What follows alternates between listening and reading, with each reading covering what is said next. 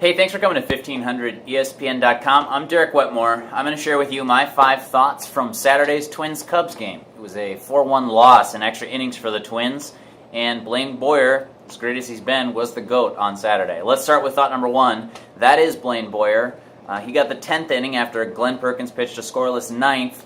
Boyer gave up 3 runs, 2 on a 2 RBI single, Starlin Castro, and then another little flare just out of the outstretched arms of Brian Dozier off the end of the bat of Chris Denorfia.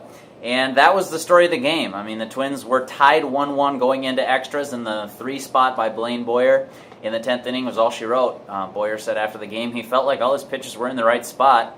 He thought during the game that giving up that kind of damage, maybe they were missing out over the plate, and he really left some pitches up, and they weren't in a good spot. He said he went back and watched every single pitch of his outing, and he concluded that the damage was not out of his control, but that they were on pitches that he was satisfied with their location. And then I guess it's hard to fault him, but at the end of the day, he gave up the runs. He is the reason the Twins lost the game. He said he felt pretty bad about that the Twins had fought in that game, and that the sole reason they lost was because of him. He's been great for them, obviously, this season. Surprisingly great, actually. I would say performing significantly better than I expected him to, and credit is due there. But on Saturday, he was the reason that they lost the game. Thought number 2, in that 10th inning, Byron Buxton made sort of a critical overthrow. Let me walk you back through the play. The Cubs had gotten leadoff singles. Actually, I think they changed the first one, Brian Dozier made an error on the play, allowing Dexter Fowler to reach first. They had originally ruled it a hit, went back after the game and changed it to an error for Dozier. So anyways, Dexter Fowler aboard first, then Anthony Rizzo singles, Fowler moves to third. The Cubs have first and third with nobody out, and Chris Bryant flies out to Byron Buxton. Now Buxton, seeing that Fowler is the potential go-ahead run there in extra innings, decides to make the throw all the way to the plate.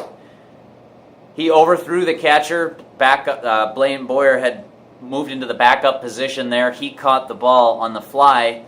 That's fine. Dexter Fowler didn't score, but the problem is that Rizzo is then able to scoot into second base. He gets into scoring position. The next batter, Chris Coughlin, has walked with first base open, but following that, Starlin Castro, 2 RBI single to the outfield. Paul Molitor said after the game that he's fine with the decision to make the throw, especially a guy like Buxton, who has an absolute cannon. You got to see this guy's arm. He throws all the way to the plate. Molitor's fine with that decision to overthrow the cutoff man, but obviously the execution is not there. Molitor says you can't overthrow the catcher in that spot. He thought that Buxton was a little, quote, overamped in that setting, and it's hard to disagree with him.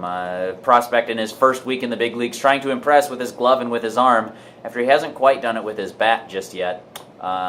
Made apparently a good decision, bad execution on Saturday, and that was costly for the Twins. Of course, both of those runs go on to score, and the Twins lose by a final of 4-1.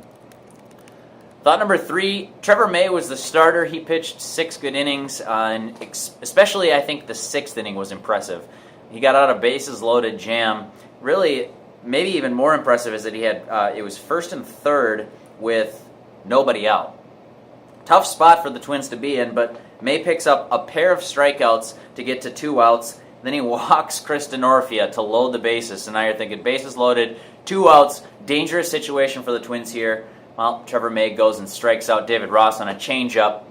And that was some impressive tightrope walking, I would say, for Trevor May. To be able to get out of that spot with 3 strikeouts, not allowing a batter to put the ball in play. Yes, he did walk a batter, but to get out of there with all the swings and misses, it was an important spot for the Twins, and it kept the game tied 1-1 at that point. Looked like it was going to be a pretty critical inning, a pivotal moment in the game for the Cubs to not come up with a run there.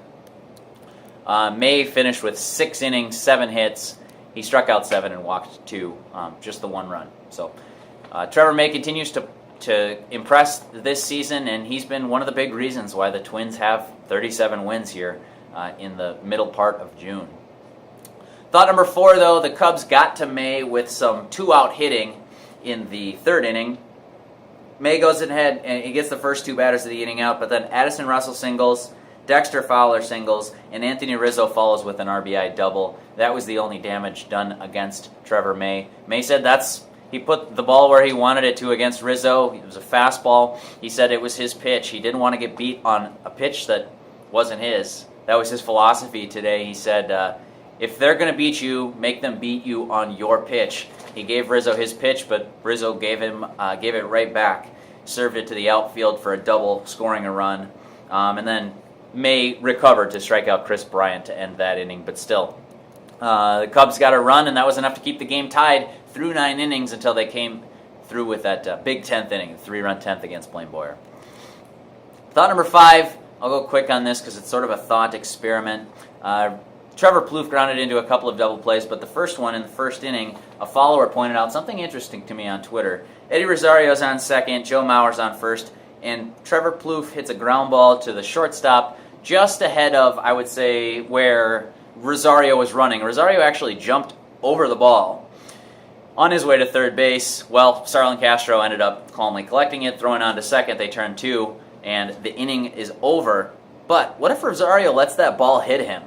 If that hits him, he's out, of course. But the Cubs aren't able to turn 2. I thought that was a pretty interesting suggestion, so I checked with the official scorer on Saturday, and he said actually the umpires get discretion there. If he felt that Rosario allowed the ball to hit him on purpose, again, this is it's just a thought experiment, didn't actually happen, but if Rosario allows that ball to hit him and the umpire thought that, yes, the Cubs could have turned 2 on that one, he's allowed to award the double play. So, fun suggestion. I appreciate suggestions like that. Keep throwing them out to me if you've ever got things like that, little quirky thoughts that maybe break or stray from the conventional wisdom. Share them with me on Twitter, at Derek Wetmore if you're not already following me. Very fun stuff to think about. In that case, apparently in the first inning, the Twins wouldn't have actually been better if Eddie Rosario allowed that to hit him, and the umpires ruled it was intentional. Fun to think about. Leave it at that. Chalk it up to that. Thank you, Curse of Punto, for that suggestion. Head to 1500ESPN.com. I'm posting Judd Zulgad's Mike Pelfrey column right after this. An interesting suggestion for the Twins to how they should treat a guy who's been their best starter through the first almost 3 months of the season here now.